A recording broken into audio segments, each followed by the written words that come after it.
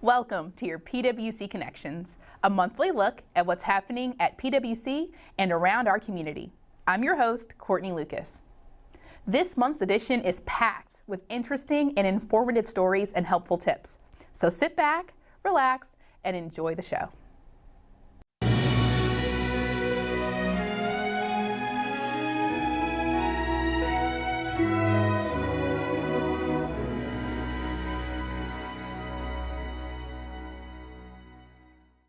I was on the board of directors for Electric Cities North Carolina for several terms, and I called Roy Jones, who is the CEO for Electric Cities, when Hurricane Irma was originally kind of projected to come through North Carolina, and volunteered to try to help any way I could. Fortunately, it didn't come to North Carolina, so I had a call from Roy who said, "Would you like to go to Florida and help the folks down south?" And I talked to my wife and said, "Yes, I'd be glad to do that." So. In my earlier years, I was an engineer at Fayetteville PWC, so I had a lot of experience with substations and distribution lines and construction and how those are supposed to work. The Fort Meade system was really an older system. They didn't have a lot of the more modern switches and those kind of things that we have here in Fayetteville. And so it was a little different working, but we were able to grab hold of their system very quickly and begin to move forward and start putting people's lights on. And you could see the happiness with people as their lights were coming back on. They were very appreciative of all the folks from North Carolina who were down trying to help them. Our guys done a great job, and the main thing is they did it safely. And you know, they've got a lot of experience working in different areas where the bridge was and the lines were down and crossing the main bridge where it flooded and washed the poles over. Is a good example, as well as the industrial area where we had to rebuild the whole system, put up poles and transformers and those kind of things. The majority of their system was overhead. Part of their problem was the number of their poles were rotten, so whenever the winds came through, they actually broke off in the ground, so we had to go back in. And then we had lines where the poles were actually leaning for 8, 10, 12 poles all leaning, that we had to get back up in a straight manner so that they wouldn't fall over or break off. So it was really interesting because the guys, they worked hard. We worked some long hours, but they done a great job, and they done it safely, and that was the main thing. Pulling out the plant, everything was going easy, going smooth. Ran about 60, 65 until we got outside of Florence, South Carolina. Then it come to a dead stop, heavy rain. And then we started going about 5, 10 miles per hour for about 3 hours. So what would have been a 16-hour drive took 23 hours. So that was the toughest part. Well, we experienced Matthew. So what we've seen here, we thought we was going to see down there. When we first pulled in, we seen a couple poles laid over, nothing major, until we got to where we were working, which was Fort Meade. And he took us down the back roads, and it was just devastating. Trees laying on houses, power lines laying everywhere, poles laying in rivers. It was devastating. It was about 16-hour work days, all day, 2 breaks, worked all day, doing as much as we could to get the power back on. Oh man, people were gracious. They were stopping, they were giving us drinks. We didn't have to buy nothing. They were giving us food, snacks. I mean, there was people stopping all the time, blowing horns all the time. People were really happy to see us. Mutual aid is where Electric Cities make a phone call, because we're a member of the Electric Cities Division. And they call people to come out and help other cities that's in stress, for which we had to make sure our stuff didn't get tore up first. And we went down, and Lumberton went down, and we convoyed with Lumberton because they're a member of Electric Cities. Well, we got to Georgia, and we noticed the National Guard was coming down beside us on both sides of the interstate, being escorted by the sheriff department. We didn't know what was going on. We thought something bad had happened. We couldn't find out they were closing the exits off on 95 because everybody in that county in Georgia had evacuated. And there's nobody to run the stores, and people were in there looting. Yeah, so they cut off 95. Well, we didn't have no fuel. We were running out of fuel. So we had to get stopped and talk to the guy from National Guard and told him, hey, look, we got to get off this exit. We had some fuel. So luckily, there was about 2 miles up the road, there was a Love's truck stop, had a generator, and they let us get off that exit and fill the trucks up. And that got us to Florida. Fort Meade is, they had a lot of old construction. They didn't have but one substation, 5 circuits in it. Our line department is 70-something strong. and it's smaller than what it normally is. We're bigger than that at one time. He asked me, he said, how many substations do y'all have? I said 32. He about hit the floor. He couldn't believe we had that many substations. Believe it or not, this hurricane was pretty easy. It was aggravating because of the water. Wet stuff had to work in, but it was easy stuff to get to. They had a lot of copper construction, a lot of copper wire, heavy stuff. They had one pole in the river, and we had to get it back up. It was laid over in the river, and we got it back. That was about a half a day job to get it back, get that circuit back on. There's 6 or 7 poles in there, but one of them's in the river that lay down. As far as alligators, they got alligators like we got mosquitoes. Everywhere you look, there's an alligator. If there's a pond, there's an alligator somewhere. And I ain't never been around no alligators. We don't do that stuff up here. It makes you feel good. A lot of hometown support when we come back. People thanking us and stuff. The people riding by down 95, going down there blowing the horn, and going down there and coming back. There was line trucks and bucket trucks for days. I mean, you see them all over the highway. They're everywhere, and people appreciate it. Sure did. It makes you feel good when you know people appreciate what you do. I mean, it made me feel good to get people on because they had been without power for a while, and it was hot. So it was hot down there, so you imagine what everybody was going through and ready to get something cold and some real food and everything and sleep in a good bed. I wouldn't hesitate to go to another hurricane relief for the people. That's what makes it all about it. It's for the people. Seeing people happy, seeing kids smiling, and it's worth it. That's what makes it.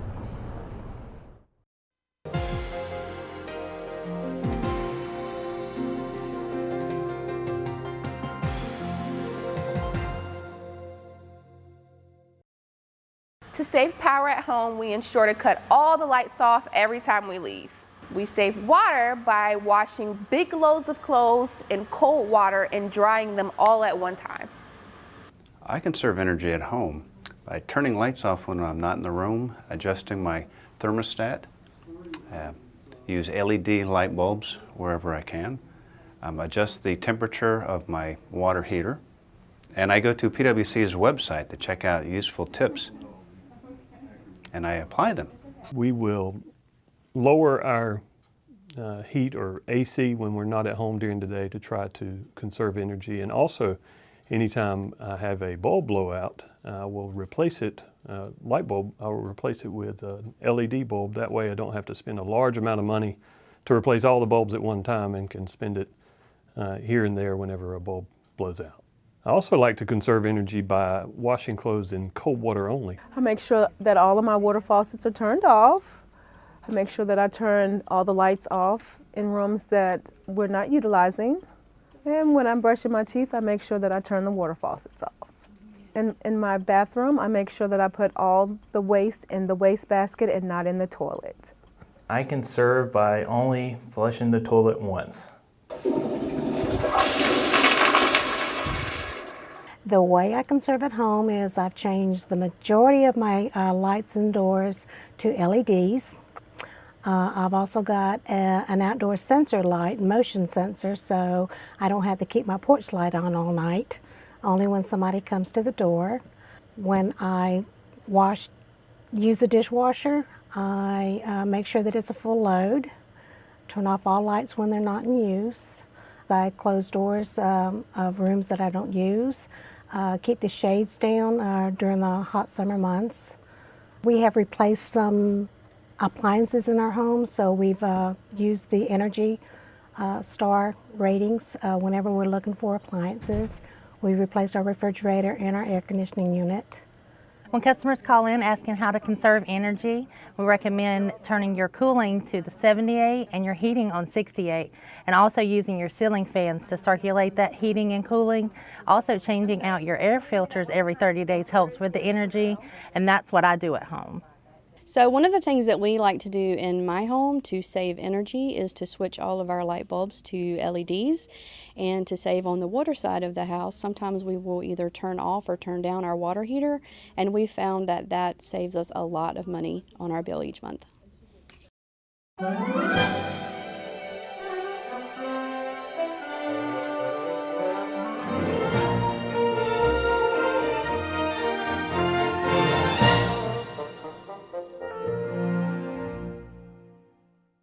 In the electrical substations, we have protections that are built in to protect our entire electrical system from minor flaws that occur.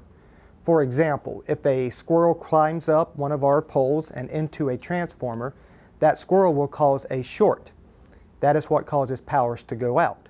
Now, anytime a squirrel or anything, a tree branch, snake, causes a short in the system, it has the potential to damage everything. So our system has a 1, 2, 3 lockout program that's built into it. So what happens is you have a breaker that's at a substation, and that breaker will feed power to various subdivisions, streets, business, houses. And think of it as the breakers in your house. If the power goes off in one room and not the rest of the house, you go to your breaker panel and you might find that one of those breakers has been flipped. So you just go reset it and everything's fine. That breaker in your house keeps whatever threw out the power in that one room from knocking out power to the rest of the house.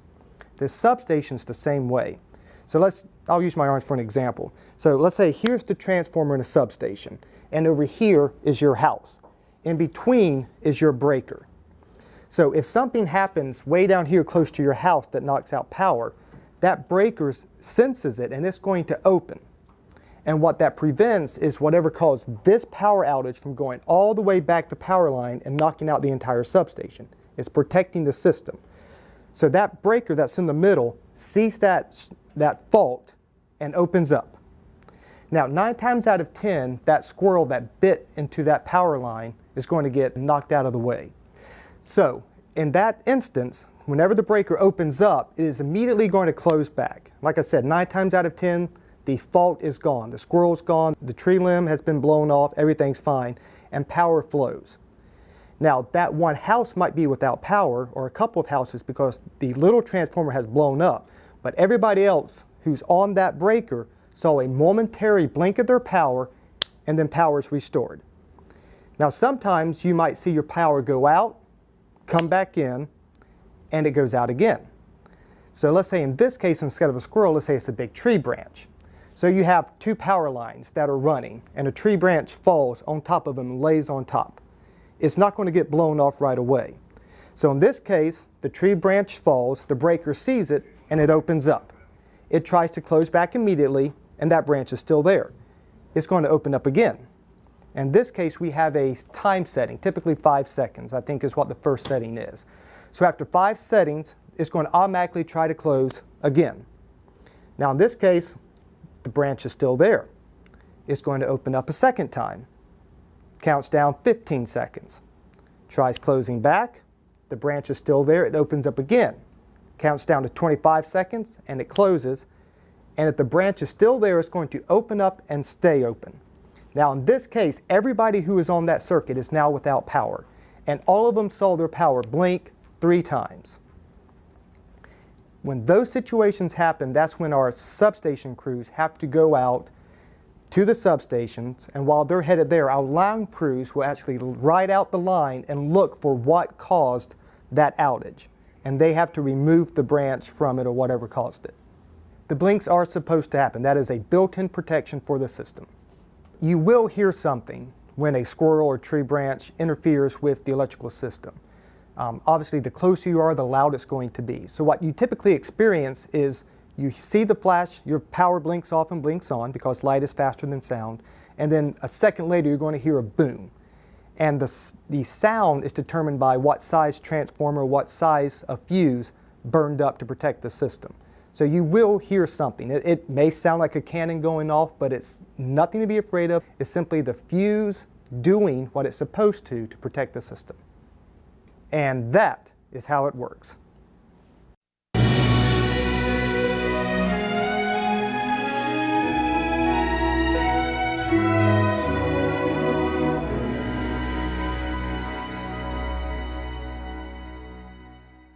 The terms right-of-way and easement are used interchangeably in the profession, but they're completely different things.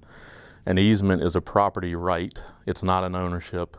It's just giving us a right for a specific purpose on the land of another. The right-of-way is what you're talking about when you're talking about like roadway corridors, railroads, things of that nature, where they're actually taking the property and they're not going to give it back. They're going to use that for the road or the railroad. A right-of-way, a public right-of-way on a residential property, you can usually tell where it is by looking at existing utilities such as power lines or telephone or cable boxes. Usually if you can see those, the right-of-way is in between those boxes and lines and the street. We use right-of-ways typically for our utilities, which are water, electric, and wastewater. And there are also other times we would use them, such as temporary access roads, so that we can get to where we need to be to put in those utilities. If you have an easement in your yard, there are various resources you could use to find out if you had easements located. One of them is the Cumberland County Register of Deeds, and they have all of our recorded easements as well as plats that are recorded that refer to easements. And also, during your closing, if you had a title search done, they would have been uncovered then as well.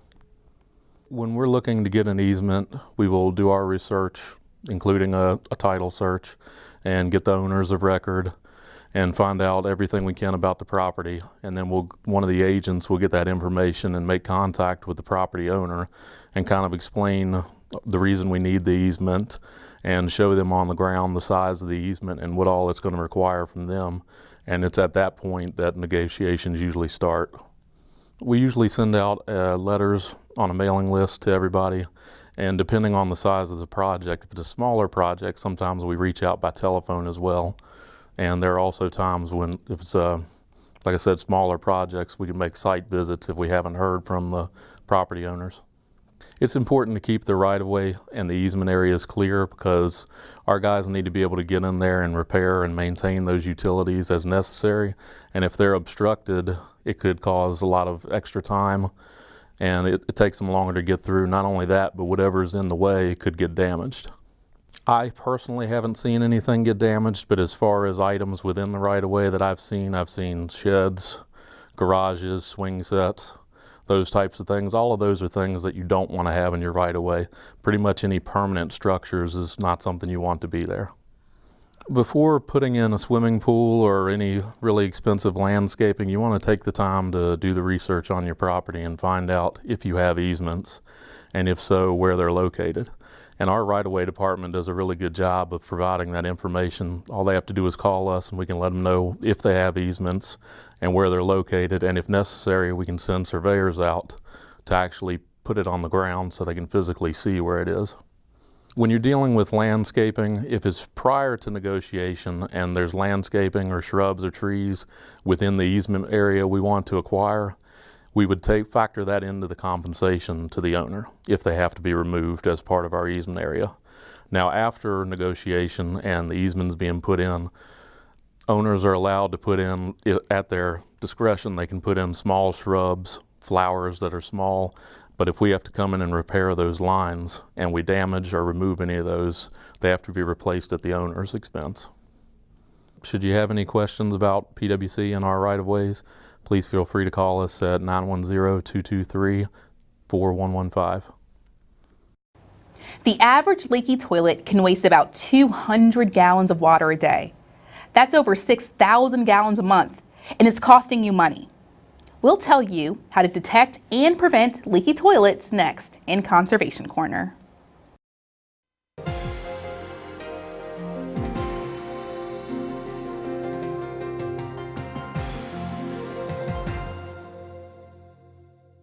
Believe it or not, the toilet is one of the biggest water wasters in your home. And here are the reasons why.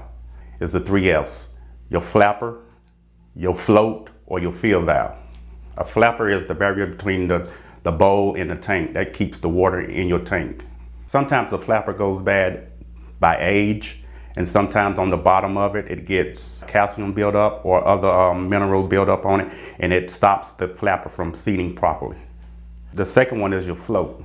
Sometimes your float can be adjusted too high, and then that makes your toilet leak too by the water going into the overflow tube and running into your bowl. The third one is your fill valve. And when your fill valve goes bad, it causes water to run in your tank constantly. First, when I go into a customer's home to check to see if their toilet is leaking, the first thing I do is listen to see if water is running.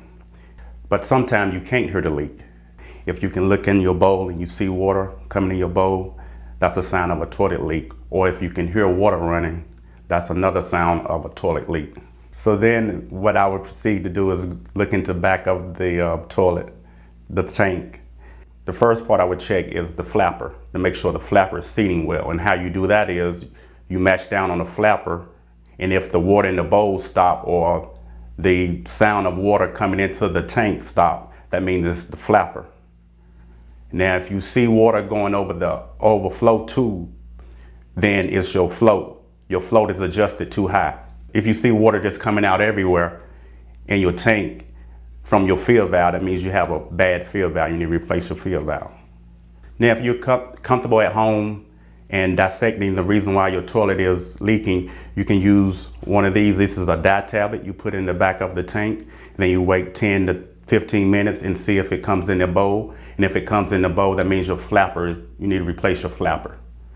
Now, if you don't have the dye tablets, you can use like food coloring or anything that has color that you can distinguish, if the flapper is leaking. So now when the test is done, make sure you flush your toilet so you won't stain the bowl. If you're intimidated on changing your flapper, you always can call in a professional. So if you find out you have a leak, make sure you get your leak fixed so you won't be wasting our precious resource, water, and your precious resource, money.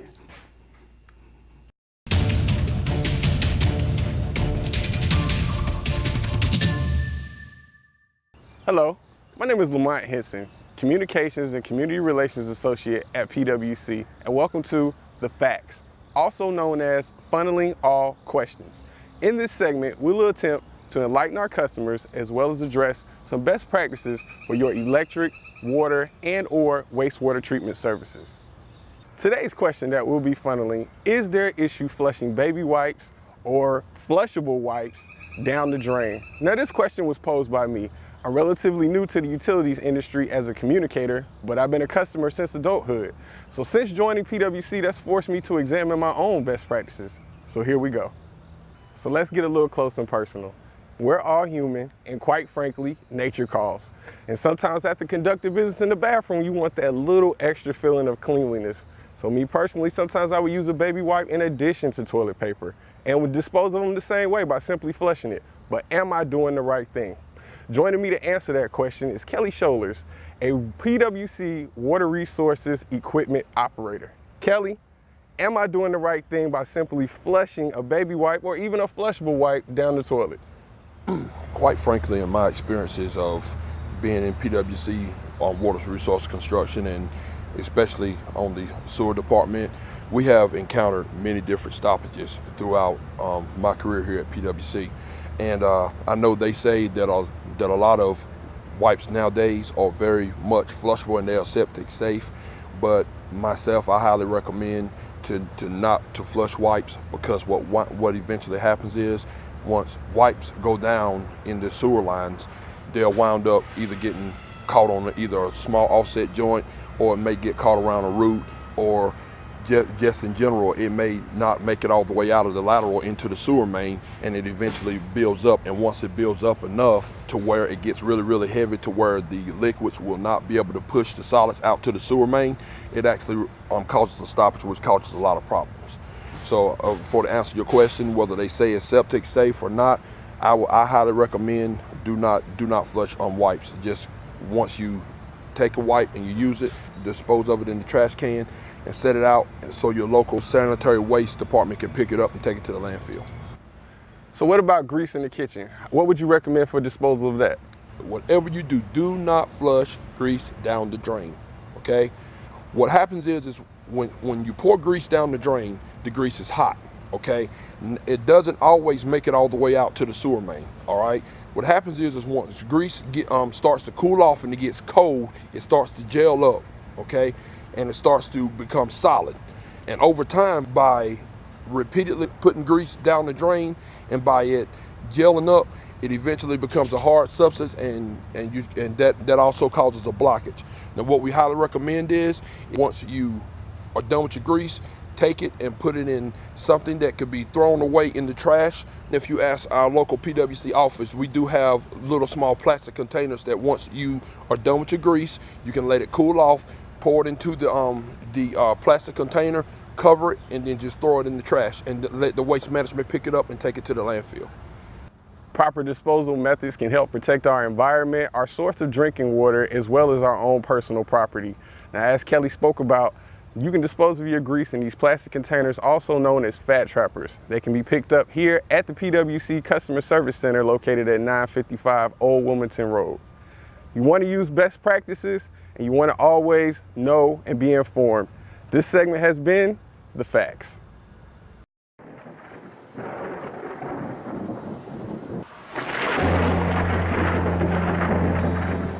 At the beginning of the storm, my family and I were home. It was a Saturday and we were watching TV and the power goes out. I did not see the PWC linemen working. However, I knew they were there because PWC is always responsive.